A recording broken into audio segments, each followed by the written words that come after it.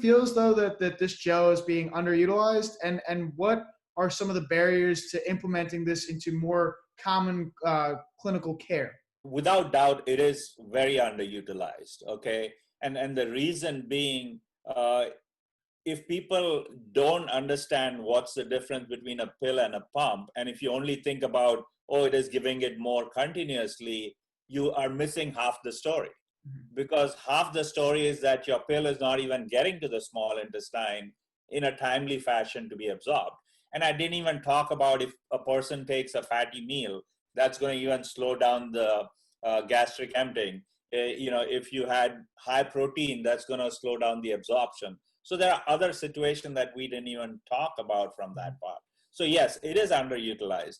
And there are multiple reasons why. If a patient is otherwise doing relatively well, they don't want a tube getting into your stomach, because mentally it still feels like, your picture of a person having a feeding tube is that advanced patient, either bedridden or wheelchair bound, and you are otherwise doing well during your good times, and you're like, I'm not at that stage, or I don't want a tube hanging out of my belly. The other thing is the pump. I mean, the pump is still decent size once you add the cassette for levodopa.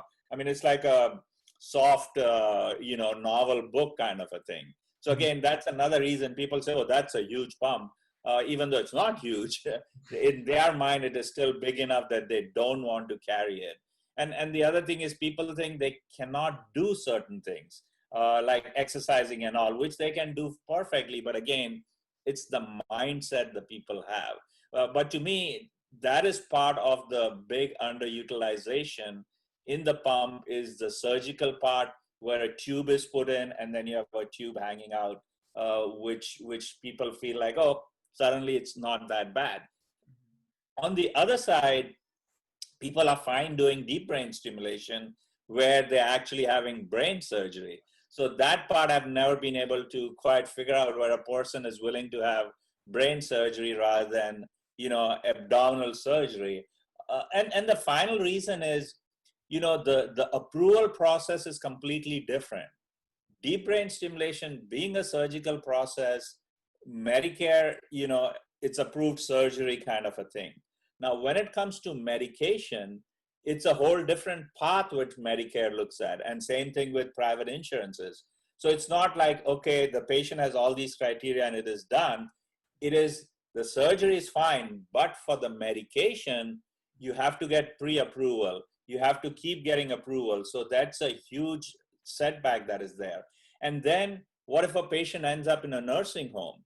Once they get in the nursing home, they are paid on a fixed amount. You have a Medicare patient, you are paid whatever, X number of dollars a day.